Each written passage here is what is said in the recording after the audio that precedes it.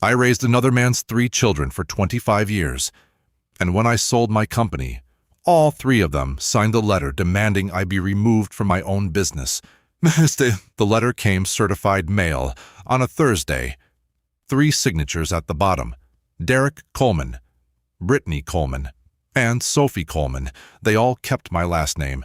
It's on their driver's licenses, and every single one of them signed that document under a paragraph accusing me of financial misconduct against them. The letter demanded my removal as managing member of Coleman Heating and Air LLC, the company I started in 1994 with 1 van, a pager, and a set of used tools. 11 days later, my wife of 25 years filed for divorce, and the man who orchestrated all of it, the man who poisoned my entire family against me, was sitting in a rented condo in Tampa, Florida. 66 years old, 4 months away from a federal indictment. Before I take you back to where it all started, do me a favor. If you're new here, hit that subscribe button. I share these stories every single day, and you don't want to miss what's coming. Then drop a comment and tell me where you're watching from. And while you're down there, answer me this. If protecting the people you love meant they would hate you for it, would you still do it? I did, and it cost me my wife. It cost me my children. But stay with me, because 8 months later, every single one of them found out the truth. I met Laura Bennett on a service call, July of 1998. I was 33 years old. 1 van, 1 pager, a set of gauges I bought secondhand from a retiring repairman. The call came in at 4 p.m. from an apartment complex off Beacon Street. No cooling. 99 degrees that day. I showed up at 4:05. And a woman opened the door with a toddler on her hip. I stepped inside, and it was 104 degrees. She had been without air for 4 days. 4 days in the middle of a Texas summer with 3 children. She had them sleeping in the living room under a single box fan because it was the only room that caught any kind of breeze. I went outside, climbed up on the unit, and diagnosed it in 11 minutes. The compressor was locked up. Not the capacitor, not the contactor. The whole thing. $900. And that was me waiving the labor cost. I came back inside and told her. I watched her face do the math she'd already done 100 times before I ever knocked on her door. She said, "Can you do a payment plan?" I told her the property owner was supposed to cover it. She said the landlord told her to file a work order and be patient. I went back out to my van. I had a rebuilt compressor in the back from a job in Mesquite that had gone a different direction. I installed it. I ran the lines. And by 9 p.m., that apartment was down to 78 degrees. Then I wrote NC on the ticket and handed it to her. She stared at it. "What does that mean?" "Yeah." "No charge," I said. That woman followed me out to my van in the dark and argued with me for 10 solid minutes. She didn't thank me. She argued. She wanted a bill. She told me she wasn't a charity case. She had a job. She would pay it off over 6 months. I said, "Ma'am, it's already done. There's nothing to argue about." She looked me dead in the eye and said, "Then you shouldn't have done it without asking me." That was the first conversation I ever had with my wife.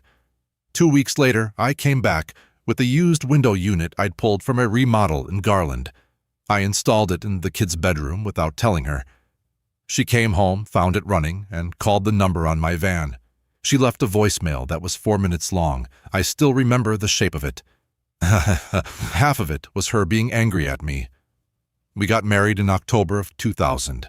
Her 3 children were Derek, age 8, Brittany, age 5, and Sophie, age 2, the little one on her hip in that doorway. Their biological father was Richard Bennett. He walked out in 1997. Laura told me about him early on. She was honest. He'd gone to Phoenix for a business opportunity, came back twice in 14 months, then never again. She filed for child support in 1999. They found him in Nevada in 2002. He was ordered to pay. He paid for 5 months. Then he vanished. By 2004, the state gave up, and so did she. Total amount he ever paid across everything? $400. I know the exact number because Laura kept every single document about that man in a folder in the hallway closet for 25 years. And I didn't know until the very end how many times she pulled it out and just stared at it. But let me tell you what those 25 years really looked like. Derek had a science fair when he was 9. Laura was working a shift she couldn't get out of. I left a job half-finished on Main Street and stood in that school gym in my work shirt with Coleman stitched on the pocket. I watched a little boy explain a baking soda volcano to his classmates, and he kept glancing over to make sure I was still standing there. He called me Mr. Marcus for 2 years. Then one afternoon, we were in the truck on Highway 80, eating honey buns, and he said, "Hey, Dad, can we get gas at the one with the car wash?" He said it like he'd been saying it his entire life. I didn't react. I just pulled into the gas station, and that night, I sat in my own driveway for 11 minutes before I went inside. At 14, I had him working in the shop on Saturdays, sweeping first, then handing me tools. At 17, he was under a house with me, learning to braze copper lines without catching the floor joists on fire. There's a crawl space on Sycamore Lane I still think about. August of 2007. 101 degrees outside, hotter under the house. 4 hours replacing the line set for an 80-year-old woman named Mrs. Patterson who couldn't afford to pay us. Derek crawled out from under there, filthy and heat-sick. He said, "How much is she paying?" "Nothing," I said. "Then why are we doing it?" I looked at him. "Because she's 80 years old and it's August in Texas." He shook his head. "That's stupid." I laughed. He was 16. I said, "One day, it won't be." Brittany was 19 when I sat at a car dealership for 4 hours and put my name and my credit on the line for a used Honda Civic. She cried in the parking lot. She wrecked it 8 months later on the interstate and called me before she called the police. When she was 26, I paid $4,000 to move her out of an apartment at 11 o'clock p.m. because a man had put his hands on her. And I never once told Laura everything I saw in that apartment. Sophie went to State University in 2015. I paid her tuition for all 4 years. I ran it through a scholarship account, so my name wasn't on any of the paperwork. She didn't find out until 7 years later. And that argument is a whole different story. Laura and I were good together. I need you to understand that. What happened at the end doesn't erase what came before it. I won't pretend 25 years were a lie, just because the last 8 months were a nightmare. She worked at a dental office for 19 years. Every August, we packed the kids into a van that had no business making the drive and went to the coast. She kept a garden. I built her the raised beds myself. She grew so many tomatoes she gave half of them away to the neighbors because we could never eat them all. She never once made me feel small for what I did for a living. There was a stretch in 2009 when the economy tanked. The whole trade went quiet. I had 4 employees, and 2 of them had newborns at home. I couldn't make payroll in March. I didn't tell her. I moved money from our personal savings into the business account to cover it. I figured I'd pay it back by June. She found out in 9 days because that woman balanced our checkbook by hand her entire life. She didn't scream at me. She sat down across from me at the kitchen table and said, "Marcus, why did I have to find out this way?" I said, "I didn't want you to worry." She looked at me and said, "I am not a child and I am not a customer. I am your wife. You do not get to protect me from my own life." She was 39 years old when she said that. 16 years later, I made the exact same mistake, only this time it was at a scale of $3 million. And she said almost the exact same sentence, and I didn't recognize it until a year after she was gone. That's not irony. That's a man being told the truth once and failing to learn from it. There's something else you need to know about Laura. She carried a weight for 25 years, and she never set it down in front of me, that folder in the hallway closet. Everything about Richard Bennett was in it. The child support filings, the court orders, the 5 money orders he actually sent, a photograph of him holding Derek when he was a baby. I knew it was there. I never opened it. Twice in 25 years, I saw her sitting on the floor of that closet with the folder open in her lap. Both times were in November. I found out later that Richard left in November of 1997. Both times I backed away quietly and let her have her moment. I thought that was respect. Now I wonder if it was just a man who didn't want to hear the answer.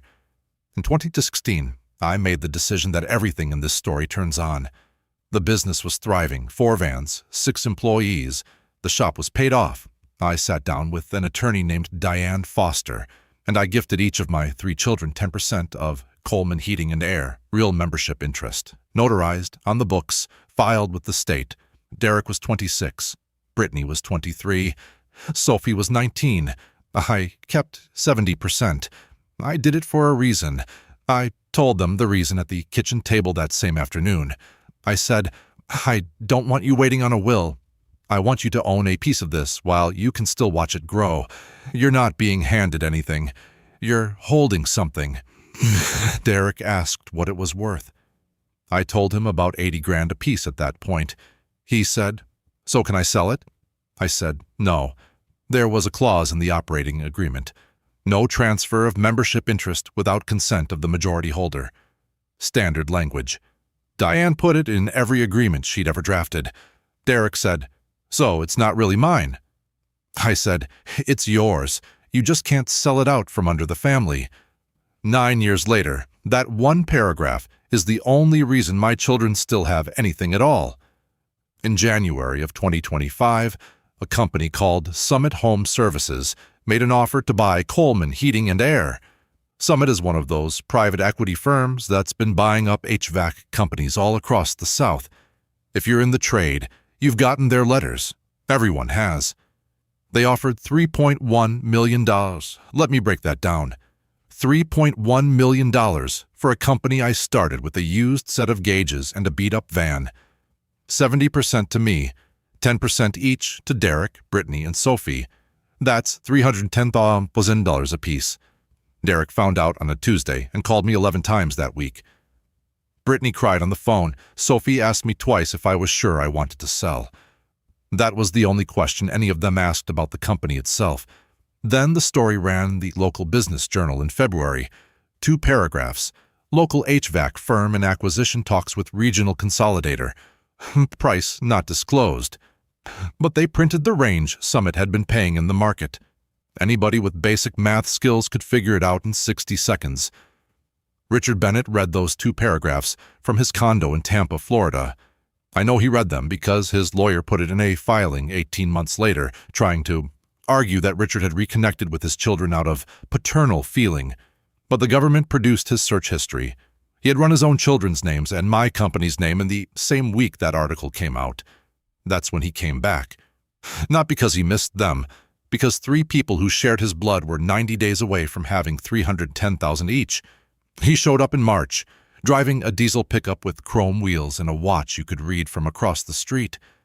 He was in real estate development, he said, commercial projects in Phoenix and Vegas. He called Brittany first. That wasn't an accident. Brittany was the one who had been asking about him since she was 14. She was the one who tracked him down on social media in 2018 and sent him a message. He never responded. She cried about it for a week. He picked the one who had already reached for him once and gotten nothing. They met at a steakhouse downtown. He paid. He told her he'd been trying to find a way back for 15 years but was too ashamed. Brittany called Derek that same night. Derek held out for 9 days. He told me he didn't care one way or the other. He was only going because his sister asked him to. He came back from that dinner different. I could see it at the shop the next morning. He was quiet in a way that wasn't like him. I asked how it went. He said, fine. Then about an hour later, standing at the parts shelf with his back to me, he said, he remembered my birthday. 28 years. The man had been gone for 28 years, and Derek was standing in my shop, 36 years old, shaken because Richard Bennett had said a date out loud. Sophie went to one dinner and refused to go to another. She told me why a year later. She said he asked her 4 questions in 90 minutes. 3 of them were about money. He took all 3 of them to Dallas the second weekend. A football game, a suite, a fancy hotel. He paid for everything. Then he took Brittany shopping and dropped $900 on her in one afternoon. I saw his truck in my driveway once in April. He didn't come in. He sat there with the engine running while Brittany ran inside to grab something. I watched him from my front window for 2 minutes. He never got out of the truck, Not once in 9 months a man who wants to make things right with his children eventually knocks on the door of the man who raised them. That man sat in a leased truck with the AC running, and here's what he was actually doing, what none of us could see at the time. He was building an image: the truck, the watch, the suite, the shopping trips. That was a 9-week commercial, and the product was something called Gulfstream Coastal Holdings. The pitch came in May. He made it to Derek first at a restaurant downtown. Derek brought it home to my kitchen table like he was presenting a winning lottery ticket. Roll your payouts into the development. $310,000 each, $930,000 total into a coastal real estate project outside Tampa. Richard would match it, 2-year hold, guaranteed returns. Derek recited the projected numbers like he was reading from a script. Because he was. He said, "Dad's been doing this for 20 years. Dad. First time I heard that word come out of his mouth for that man. March to May, Richard had gone from a stranger they'd met 3 times to pay dad. I said no. I told them it was their money, and they were adults. But I said, Derek, I want to see a prospectus, an operating agreement, 2 years of financials from any project he's already completed. Any legitimate developer has those in a drawer." Derek said he'd ask. Nothing came. I asked again in June. Nothing. I asked a 3rd time in July, and Derek told me I was being disrespectful. So in July, I did what I should have done in March. I called a friend named Curtis Allen. He's done title work in Florida for 30 years. I asked him to pull everything public on Gulfstream Coastal Holdings, LLC, and Richard Bennett. He called me back in 4 days. Gulfstream Coastal Holdings was formed in February of 2025. 1 month after the summit offer. 1 month before Richard drove back into our lives. There were 2 prior entities in Florida, both administratively dissolved. Gulfstream Partners, 2019 2021, Bennett Coastal Group, 2016 to 2018. There were 2 civil judgments against Richard Bennett for fraud. And there was a criminal conviction in Clark County, Nevada. 2013, theft by deception. He served 14 months. He had done time in Nevada while my children were in high school, and none of them knew. I sat with that file for 2 days before I did anything. And what I was weighing wasn't whether it was true. It was true. What I was weighing was that I was about to hand my children a document proving their biological father was a convicted thief, 4 months after he'd remembered their birthdays out loud. My attorney told me to send it certified and say nothing. I didn't. I called all 3 of them and asked them to come to the house on Sunday. I thought if they heard it from me at my own table, it would land as love instead of as an attack. I was wrong. They came. Laura made a roast. It was the last meal the 5 of us ever ate together, and I didn't know it. I put the file on the table after we ate. I said, "I need you to look at this before you sign anything with him." Derek didn't touch it. He said, "Where did you get this?" Brittany read the first page and said, "This is from 2013. He told us about that. He got taken advantage of by a partner." I said, "He was convicted. He served 14 months. "He told us," she said. I looked at her. "When did he tell you?" She couldn't answer, because he had told her about 9 minutes after she'd have heard it from somewhere else. That's how that man operated his entire life. Sophie was the only one who picked up the whole file and read every page. She was silent the entire time. Derek said, "You've hated him since the day you met Mom." I said, "I have met that man 3 times in 25 years. And then Derek said the thing that ended the evening. He said, "You've been our father for 25 years, and the first time he shows up with something you can't give us, you've got a file on him." Laura didn't say a word. She sat at her own table and stared at her plate. I looked at my wife. My wife looked away, and I found out later that Richard had been calling Laura since April. Not romantically. He's not stupid. He worked her that the only way she could be worked. Guilt. He told her she had kept his children from him. He told her he had gotten clean, gotten right, and spent 15 years trying to find his way back, but was too ashamed. He told her that every year he missed in his children's lives was a year she helped steal. He said it in 9 phone calls between April and July. And here's the part I didn't know about my own wife after 25 years of marriage. She had been carrying that exact accusation against herself since 1999. It's the folder in the hallway closet. She had taken it out more than ye ever knew. She never told me she felt guilty about Richard Bennett, not once in 25 years. When the man himself finally said it to her out loud, it landed on ground that was already soft, and it took root in 4 months. I saw the first said sign in May, and I read it completely wrong. We were in the kitchen. She was at the sink with her back to me. She said, "Do you think the kids missed having him?" I said, "No, they had a father." She said, "That's not what I asked you." I let it go. I grabbed a beer and turned on the game. That was the moment. That was my wife opening a door in May. And I walked right past it, because for 25 years the rule in that house was that we didn't talk about Richard Bennett. And I had gotten comfortable inside a rule I thought was protecting her. She asked me one real question in 25 years, and I answered it in 9 words. In June, she started taking calls in the garage. I noticed. Let me be clear about that. I noticed. And I did nothing, because a man doesn't accuse his wife of 25 years based on the fact that she took a phone call standing next to a deep freezer. She wasn't having an affair. I knew that then, but I know it now. She was talking to a man who had spent 9 phone calls telling her the things she had been telling herself since Sophie was 2 years old. In August, Summit moved to closing. And in August, I made this decision that cost me everything. It took me 9 days. I sat in my office after everyone had gone home. I ran the numbers on a legal pad, which is how I've made every major decision in 31 years of business. Column 1. What happens if I do nothing? $310,000 lands in 3 accounts on the same afternoon. A man with 2 fraud judgments and a conviction has been in their lives for 5 months. He has an investment vehicle formed 1 month before he arrived. I put a number at the bottom of that column. The number was 0, because I didn't believe a single dollar would still exist in 18 months. Column 2. What happens if I hold it back? 5 annual installments, $62,000 a year. Richard Bennett is 66 years old. Men like that don't stay in one city for 5 years. They can't. The whole grift depends on moving before the last group of people figures it out. At the bottom of column 2, I wrote, "He will be gone by year 2. That was the entire calculation, and it was correct in every particular. But here's what wasn't on either column. A line for what it would do to 3 people to find out from a document instead of from their father. I didn't write that down because it didn't occur to me to write it down, and that is the entire failure.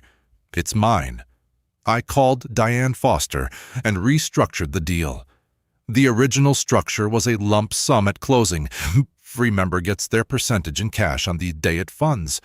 I converted the minority members' proceeds, Derek's, Brittany's, and Sophie's, 10% each, into a 5-year earnout. Their money would be held in escrow and released in annual installments tied to the company hitting performance benchmarks after the acquisition. Summit was thrilled. Buyers love earnouts.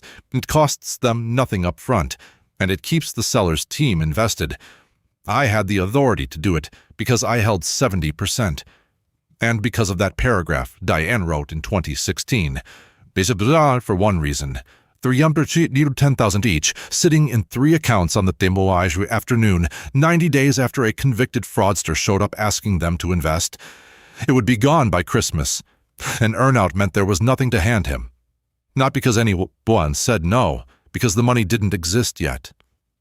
I told myself I was buying time. I told myself that in 5 years they'd be older. Richard would be gone, and they'd still have their money. I didn't tell them beforehand. That's the part I got wrong. It's the only part. And it was enough. I should have sat all 3 of them down and said, "Here's what I'm about to do, and here's why." They would have screamed at me. It wouldn't have mattered.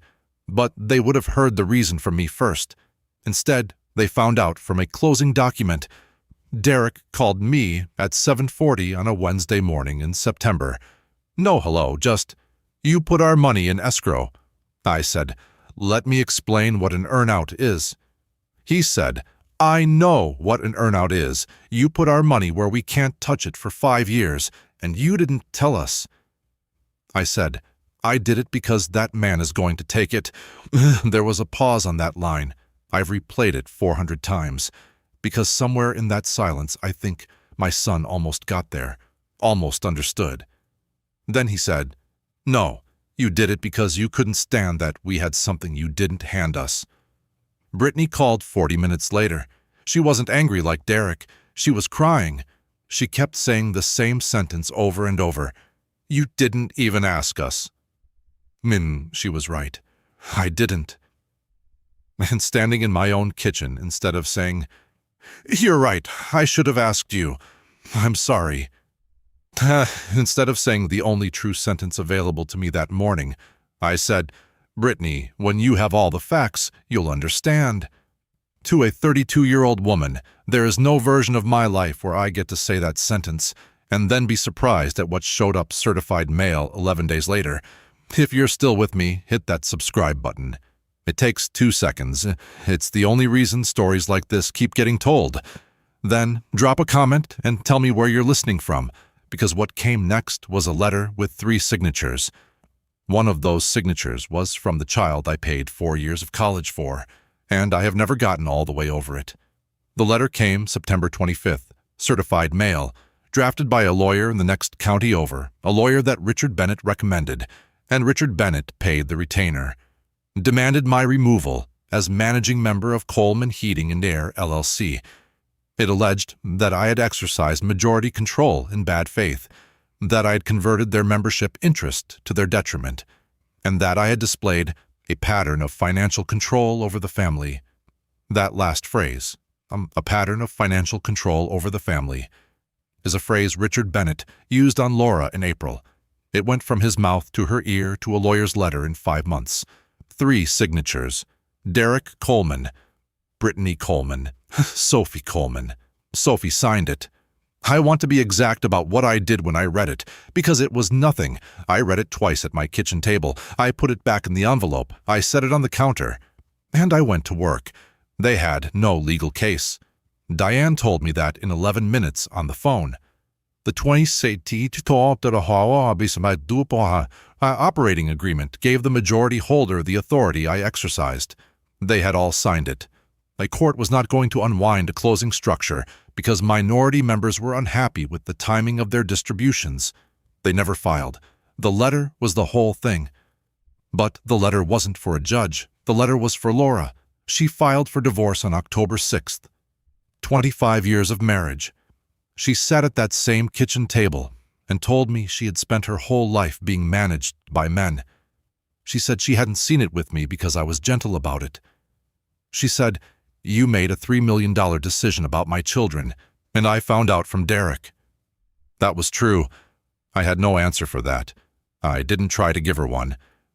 She said, "You've always decided what everybody gets and when they get it. The tuition, the car, the apartment. You never once asked. You just decided, and everybody was supposed to be grateful." I said, "Laura, I have never asked any of you to be grateful for anything." She looked at me. "You didn't have to ask." She moved out on October 19th into an apartment across town. Brittany helped her move. Derek helped her move. I sat in that house by myself on October 19th. Let me tell you what the room looked like. They took the pictures. All of them, 25 years of school photos and beach trips and graduations came off the walls in about 40 minutes. And there were rectangles on the paint where the sun hadn't reached for 2 decades. I lived in that house with those rectangles for 4 months before I painted. Derek carried the couch out. He had one end. Brittany had the other. I stood in the doorway of my own kitchen. Neither of them looked at me. The last thing that went out was a dresser from the back bedroom. It stuck on the door frame, the same way it had stuck coming in 1999. Derek couldn't get the angle. Without thinking, I said, "Lift the back end and come at it from your left." He did it, 25 years of muscle memory. He lifted the back end and came at it from his left. It went through clean. Then he stood in my driveway holding one end of a dresser, and he realized what had just happened. Something moved across his face. He didn't say anything. He put it in the truck, and he left. That was the last time my son and I spoke words to each other that weren't through a lawyer. The house was very quiet after that. I didn't tell anyone for 11 days, not my best friend of 50 years, not my right-hand man at work. I went to work. I came home. I sat in a house with rectangles on the walls. My best friend found out from his wife, who heard it at church. He came over on a Sunday afternoon in November with a bag of pecans from his tree. He let himself in, the way he has for 30 years. He looked around that living room at the marks on the paint. He sat down. He said, "How long?" I said, 3 weeks. He said my name. I said, "Hi, no." He didn't say anything else about it. He came over every Sunday afternoon for the next 4 months. We talked about it maybe 3 or 4 times total. That's what 50 years of friendship buys you. A man who comes and sits in a room with marks on the wall and doesn't require you to perform. The divorce wasn't contested. It wasn't ugly. Diane handled it. It took until March. Laura did well. I want that stated clearly because of what comes later. We were married 25 years. I was sitting on the proceeds of a $3.1 million sale.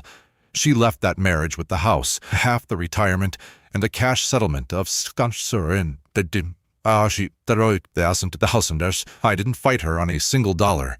I told Diane to be fair and stay out of the way.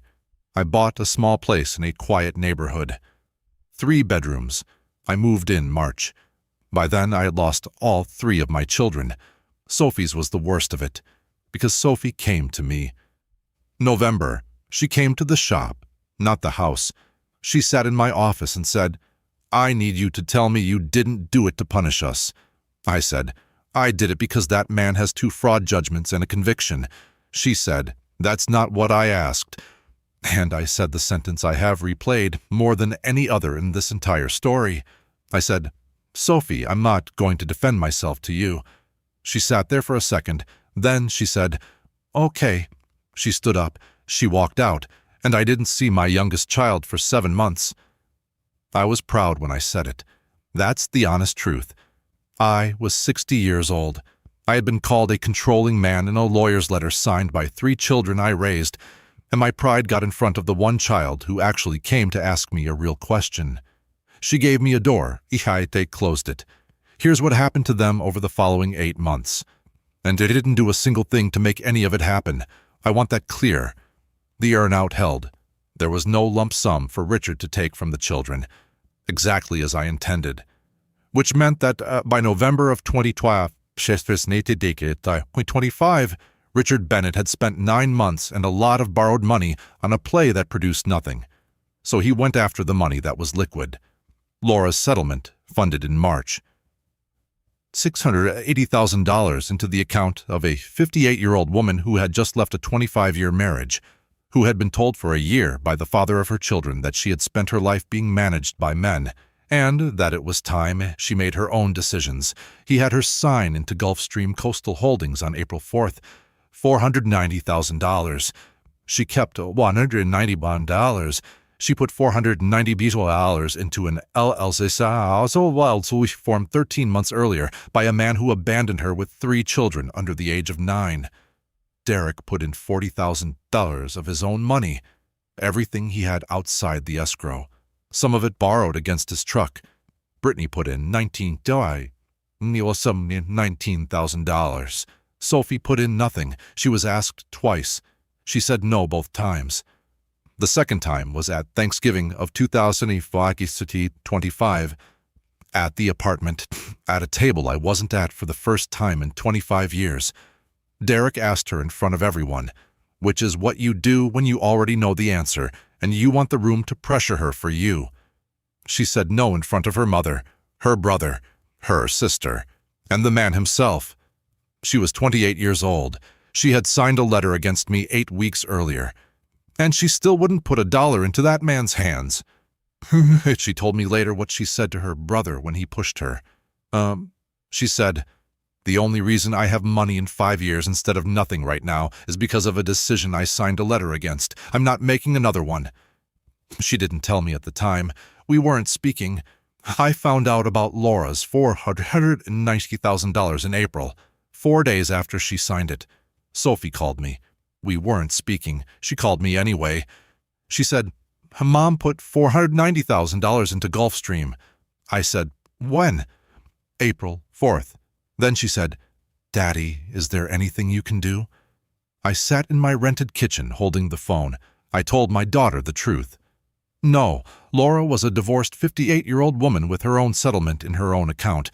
Every dollar was legally hers to do what she wanted with. There is no mechanism on this earth by which an ex-husband walks into a bank and stops that. I called Diane anyway. She was gentle. She said what I already knew. Marcus, there's nothing. She's an adult with her own money. She wasn't advised by anyone, which is her right.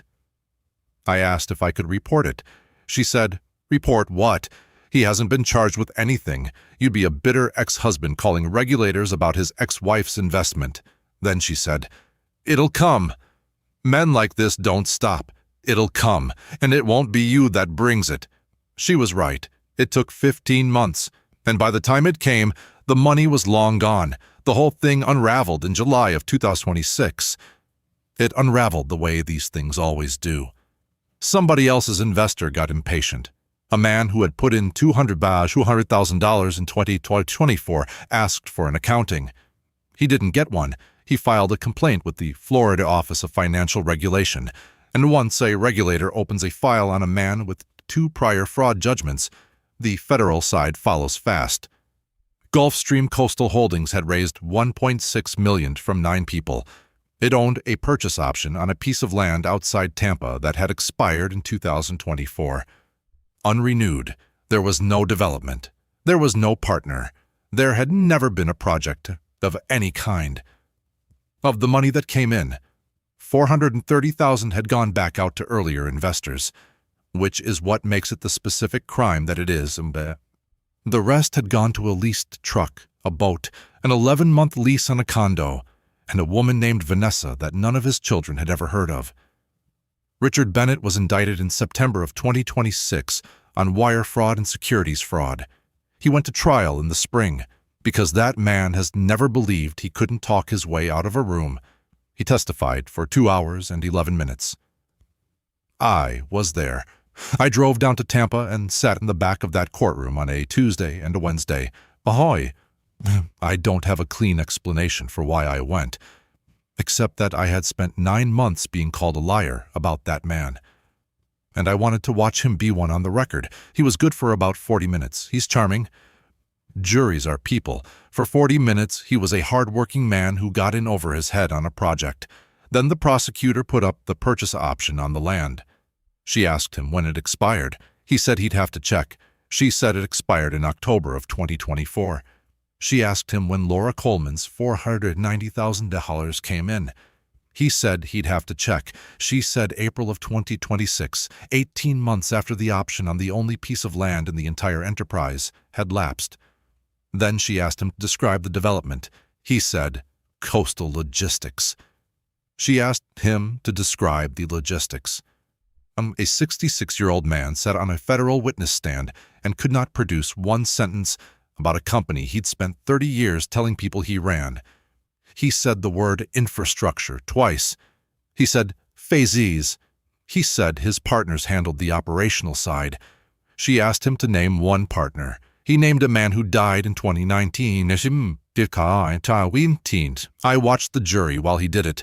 There's a specific thing that happens to 12 faces when they all stop believing someone at the same time. I saw it happen at 11:40 in the morning on a Wednesday. 87 months, 7 years, and 3 months. He's 67 now. He'll be past 74 when he gets out. Restitution was ordered at $1.4 million against a man with $1,100 in a bank account. Laura will never see her $490,000 again. Derek will never see his $40,000. Brittany will never see her $19,000. I was in that courtroom for 2 days. I sat in the back. Sophie sat with me the second day. That's how we started talking again. Derek and Brittany weren't there either day. Here's where everyone ended up. Derek is 36. He borrowed against his truck to put that $40,000 in. The truck was repossessed in December of 2026 in the parking lot at his own job. In front of the crew, he leads. He's still in the trade, working for another company as a lead tech. It's honest work. He's good at it. He learned every bit of it under a house with me when he was 17. He will never own his own company, not because anyone stopped him, because the $40,000 that would have started it is in a boat broker's bank account. His first earn-out installment came in April, $62,000. He has never once said the words to me. Not once. What he did do was call Diane Foster's office in May and ask if the earn-out schedule could be accelerated.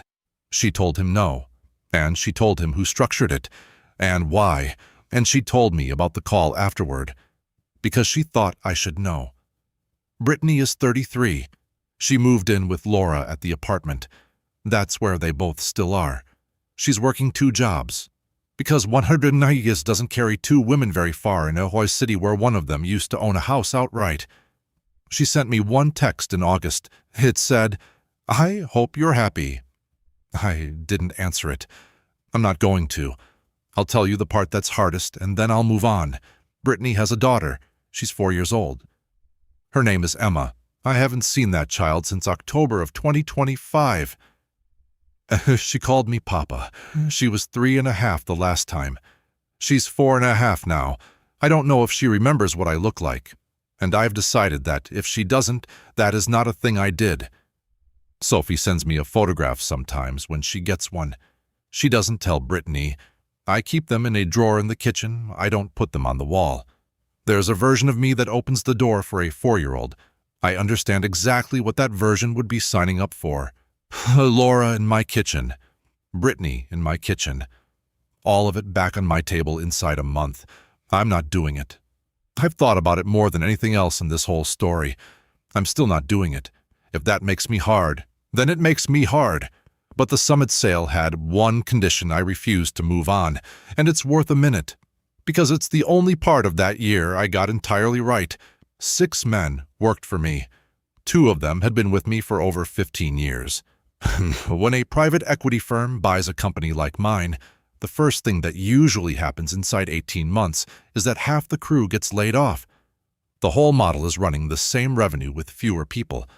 I would not sign without employment guarantees for all 6 men in writing, with terms. That negotiation took 5 weeks. It cost me about $90,000 off the purchase price. I've never told any of those 6 men what that clause cost. I'm not going to. My right-hand man, Reggie, is now a regional operations manager overseeing 4 markets. He came to me at 19, half-raised, all the way angry. I almost didn't hire him. He called me the week after Laura left. He didn't ask a question about it. He said, "Mr. C, I'm coming by Saturday to look at that gutter." There was nothing wrong with the gutter. He came by every Saturday for 2 months and looked at things that weren't wrong. Laura came to my house in October of 2026, about a month after the indictment. She had lost $490,000. She had sold the house in June, the house I bought in 99, because she couldn't carry it on $180,000 and a dental office salary. She came at about 7 p.m. on a Thursday. I saw her through the glass. She had been crying before she got there. She stood on my front step and said my name twice. She said, "Marcus, I made a mistake." She said, "I know what you were doing now." Sophie explained the earn-out to me. "I understand it now." She said, 25 years, Marcus." And then she said the thing that decided everything. I don't think she even knew she was doing it. She said, "I don't have anywhere else to go." I stood on the other side of my own front door, and I didn't open it. Not out of rage. There was no rage left in me by October of 2020. It had all burned off somewhere in the spring. I didn't open it because of the order of those sentences. She didn't come because she understood what I had done. She came because she had nowhere else to go. The understanding arrived attached to it. In 25 years of marriage, I learned exactly what that woman sounded like when she was working through a problem versus when she was out of options. She stood out there for about 6 minutes. She talked the whole time. I could hear all of it through the door. She said she had sold the house. She said Brittany was working 2 jobs. She said the dental office had cut her hours. She said, "I know, you can hear me, Marcus." She said, 25 years, and you won't open a door. And near the end, she said, You always did this, you always decided. Then you went quiet. That was the only sentence she said on my step that was true, and she said it as an accusation on the night she came to ask me for a place to stay. Then she went back to her car. She's called 11 times since. I don't answer. Sophie asked me once if I would ever. She didn't push it. She's never brought it up again. I gave her an honest answer. I said I didn't know. I've thought about it more than I let on. Here's where I land. That woman argued with me in a parking lot in 1998 because she wouldn't take $900 she hadn't earned. That's who I married. Whoever came to my door in October of 2026 had spent a year being told by Richard Bennett that everything good in her life had been done to her. And she believed it. And she's going to be believing it for a while yet. I'm not waiting for her. A man my age can waste his last 20 years waiting on a door. But I didn't marry a foolish woman, and I didn't spend 25 years with a cruel one. I'm not going to pretend I did just to make this story cleaner than it is.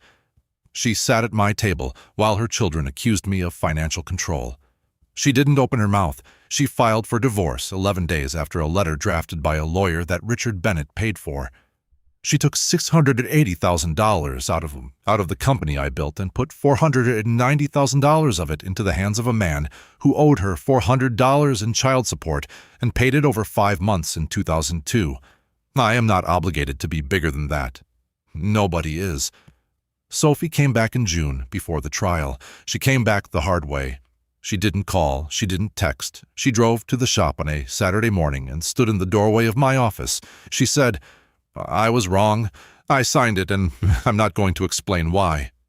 That was it. No speech. I said, sit down. She sat. I said, I was wrong too. You came to me in November and asked me one question.